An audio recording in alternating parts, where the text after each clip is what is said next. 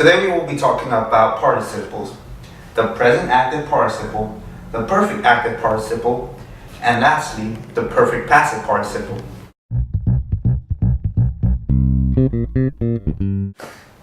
Okay. Oh, is this thing on? So today we're going to learn about the three different kind of participles we have, which they're not on here right now, but they will be in a second. So basically what a participle is, it's the root of the word is of the verb and it acts like an adjective. And what it does, it modifies nouns and pronouns. And it must agree with the noun and pronoun in both gender, name, and case. I mean, not name, number. Go. Okay, so the first one we're going to be learning about today is our present active participles.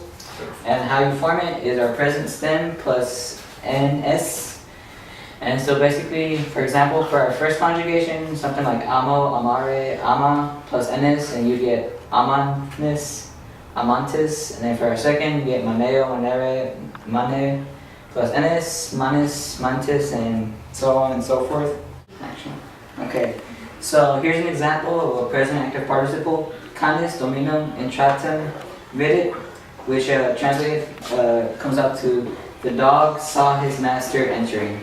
And we typically translate present active participles with the ing at the end. So intra would normally be enter, and then in the present active participle we just add ing.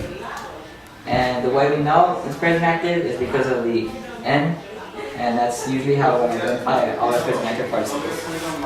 This is an example of a present active participle. The dog saw his master entering. This is a present active participle because of the ending ing.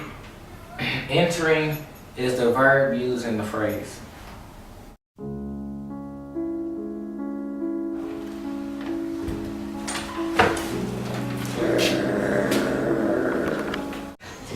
The second participle we'll be learning about today is the perfect passive, and how we form that is the fourth principal part of a transitive verb.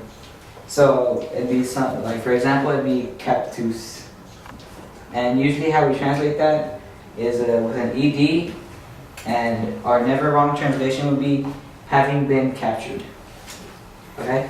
And as an example in a sentence, we have the slave, having been seriously wounded, was lying under the cart. And so one way how we identify our perfect passive participles is with the TUS at the end. And that is all. Go. This is an example of a perfect passive participle. Translated in English, the master having been attacked bled severely. You translate this having been blank.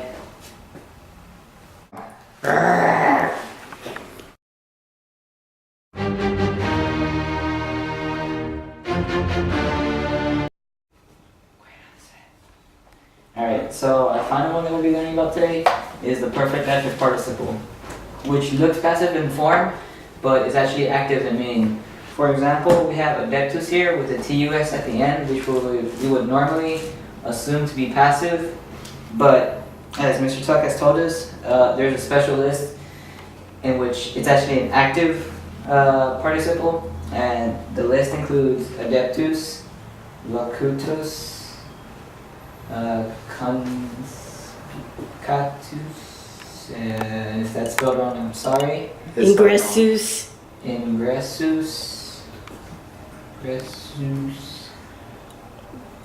precatus, and that's really all I can remember off the top of my head.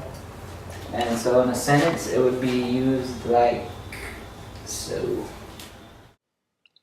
This sentence is translated as, the invalids, having prayed to the goddess, were hoping for a remarkable cure. Since precati, the word in blue, is on the special list, it is translated as, having prayed. Alright, this is a perfect active participle translated in English. The hunter, having witnessed this murder, aimed his bow at the dog. Okay, you translate perfect active participle by having blank.